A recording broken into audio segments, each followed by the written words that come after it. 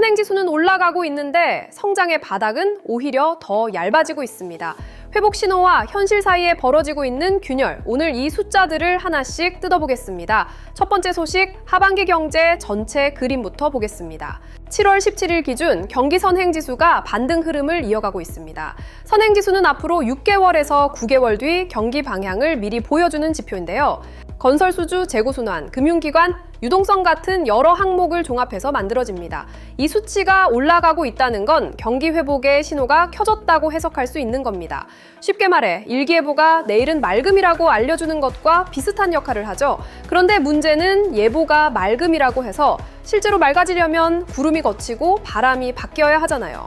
이 신호를 실제 성장으로 바꿔줘야 할 핵심 조건들이 동시에 흔들리고 있다는 점입니다.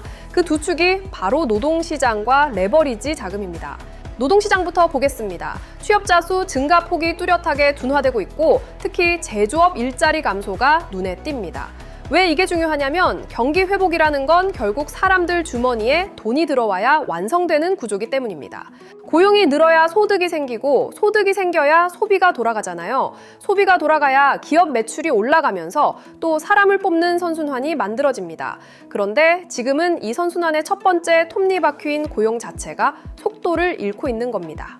특히 제조업은 수출과 직접 연결되는 부문이라 여기서 일자리가 줄어든다는 건 단순히 공장 하나 덜 돌아가는 문제가 아닙니다. 수출 경쟁력과 산업 생산 전반에 대한 경고 등으로 읽어야 합니다. 선행지수가 가리키는 회복을 실현시킬 엔진이 힘을 잃고 있는 셈이죠.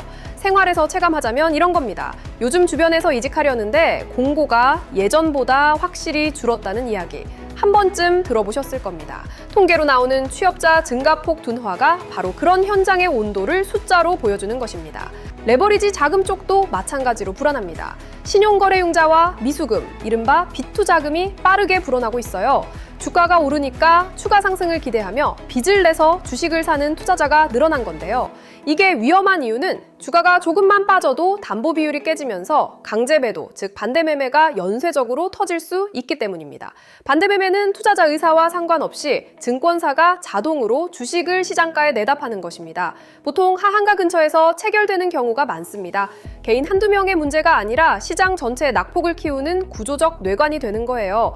특히 비투 자금은 상승장에서는 잘 드러나지 않다가 하락이 시작되면 갑자기 수면 위로 올라오는 특성이 있거든요. 지금처럼 지수가 오르는 구간에서 관리하지 않으면 나중에 충격이 더 커질 수 있습니다. 정리하면 이렇습니다. 선행지수라는 날씨 예보는 맑음을 가리키고 있는데 지금 서 있는 땅이 얼음판인 겁니다. 위에서 오는 신호만 보고 뛰어나가면 발밑에서 미끄러질 수 있다는 게 하반기 경제의 핵심 리스크입니다. 앞으로 확인해야 할 숫자는 다음 달 고용 동향에서 제조업 취업자 수 변화입니다. 선행지수가 올라간 만큼 실제 고용이 따라오는지 아니면 괴리가 더 벌어지는지. 이 하나의 숫자가 하반기 경기 방향을 판가름하는 변수가 됩니다.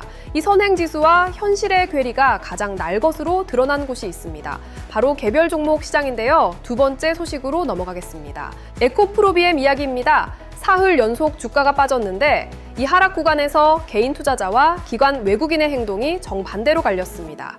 개인 투자자들은 약 9천억 원어치를 순매도했습니다. 9천억이면 결코 적은 금액이 아닙니다. 주가가 빠지니까 손절하거나 공포에 던진 건데요. 반면 기관과 외국인은 같은 구간에서 오히려 매수에 나섰습니다. 코스피와 코스닥이 동시에 5%대 급락했던 이른바 검은 수요일.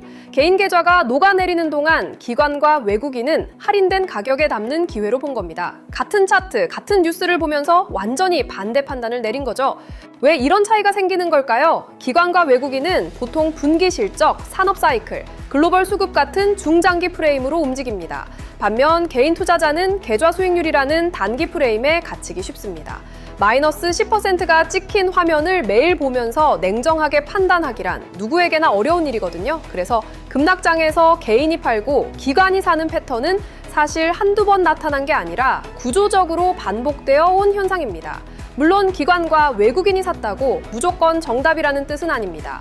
기관도 틀리고 외국인도 손해보는 경우가 얼마든지 있습니다. 하지만 수급이 이렇게 극단적으로 엇갈리면 단기 변동성이 커질 수밖에 없다는 점은 분명합니다. 한쪽에서 대량으로 팔고 다른 쪽에서 대량으로 사면 가격이 한 방향으로 쭉 가기보다는 위아래로 크게 흔들리는 장세가 만들어지기 때문입니다. 에코프로비엠이 중요한 또 다른 이유가 있습니다. 이 기업은 2차 전지 핵심 양극재를 만드는 회사이기 때문에 이 종목의 수급 흐름은 단순히 한 종목의 등락을 넘어섭니다. 배터리 산업 전체의 투자 심리를 가늠하는 바로미터 역할을 합니다. 에코프로비엠에서 개인 투자자가 대거 이탈했다는 건 2차 전지 섹터 전반에 대한 신뢰가 흔들리고 있다는 신호로도 읽을 수 있는 거죠. 여기서 첫 번째 소식과 연결되는 지점이 있습니다. 앞서 말씀드린 레버리지 자금 B2 문제가 에코프로비엠에서도 그대로 나타나고 있거든요. 신용으로 이 종목을 산 투자자들이 주가 하락으로 담보 비율이 위험 수준까지 내려갔을 가능성이 높습니다. 비유하자면 대출받아서 산 집값이 떨어지면 은행에서 추가 담보를 요구하는 것과 같은 상황인 겁니다. 앞으로 확인해야 할 변수는 이 종목의 신용장호 추이입니다. 빚으로 산 물량이 아직 많이 남아있다면 추가 하락 시 반대 매매 물량이 또 쏟아질 수 있습니다. 그 충격파가 에코프로비엠 한 종목에 그치지 않고 2차 전지 산업 전체 심리까지 끌어내릴 수 있습니다. 이렇게 수급이 극단적으로 엇갈리는 장에서 또 다른 형태의 역전 현상이 나타난 곳이 있습니다. 세 번째 소식, 알터젠입니다.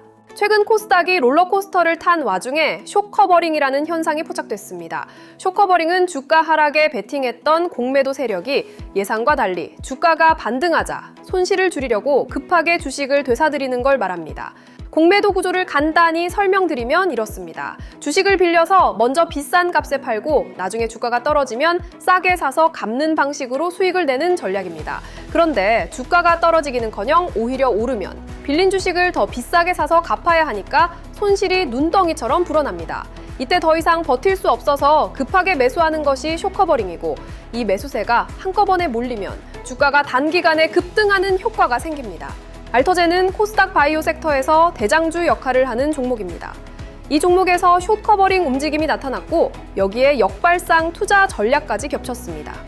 시장이 공포에 빠졌을 때 오히려 저가 매수에 나서는 기관 자금이 합쳐지면서 변동성이 극대화된 겁니다. 하루 사이에 낙폭을 전부 되돌리거나 오히려 플러스로 전환되는 날이 나온 것도 이런 복합 수급 때문입니다.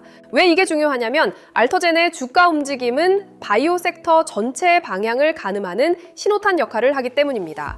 대장주가 숏커버링으로 급반등하면 같은 섹터 다른 종목들도 심리적으로 끌려 올라가는 경향이 있습니다. 반대로 대장주가 다시 무너지면 섹터 전체가 동반 하락하는 경우가 많습니다. 그래서 알터젠 한 종목의 움직임이지만 바이오 섹터 전체를 읽는 렌즈로 봐야 하는 겁니다. 다만 숏커버링은 본질적으로 일시적 매수세라는 점을 반드시 기억해야 합니다. 공매도 세력이 포지션을 다 정리하고 나면 그 매수 동력은 사라집니다. 비유하자면 댐에 물이 차서 수문을 열었을 때 물살이 세게 흐르는 것처럼 보이지만 댐이 비면 물살도 멈추는 거죠. 숏커버링 반등을 추세 전환으로 착각하고 뒤늦게 뛰어들면 이미 매수 동력이 소진된 고점에서 물릴 수 있다는 뜻입니다. 확인해야 할 숫자는 공매도 장호 변화입니다. 장고가 급감했다면 숏커버링이 거의 소진된 것이고 추가 반등 동력이 제한적일 수 있습니다.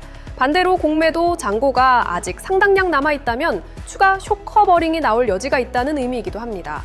이 숫자 하나가 알터젠의 단기 방향뿐 아니라 바이오 섹터 전체의 온도를 알려주는 청개가 됩니다. 자, 오늘 세 가지 소식을 관통하는 키워드는 신호와 실체의 괴리입니다. 선행지수는 회복을 말하는데 고용은 둔화되고 있습니다. 주가는 급락했는데 기관은 오히려 사고 있습니다. 숏커버링으로 반등이 나왔지만 진짜 추세 전환인지는 아직 확인되지 않았습니다. 세 뉴스 모두 겉으로 보이는 움직임과 그 안의 실체가 다르다는 공통점이 있습니다. 신호만 보면 낙관할 수 있고 실체만 보면 비관할 수 있는데요. 중요한 건 둘 사이의 간격이 좁혀지는지 아니면 더 벌어지는지를 추적하는 것입니다. 지금은 신호가 아니라 실체를 확인하는 구간입니다. 내일 가장 주목할 포인트 하나만 꼽으면 레버리지 자금 동향입니다. 신용장화와 미수금이 계속 쌓이고 있는지 아니면 정리가 시작됐는지 이 흐름이 시장 방향에 진짜 힌트가 될 겁니다. B2 자금이 줄어들기 시작하면 시장이 한 차례 조정을 소화하고 체력을 회복하는 과정일 수 있습니다. 반대로 계속 늘어난다면 다음 급락 때 충격이 더 커질 수 있는 구조가 유지되고 있다는 뜻입니다. 내일도 숫자로 뵙겠습니다.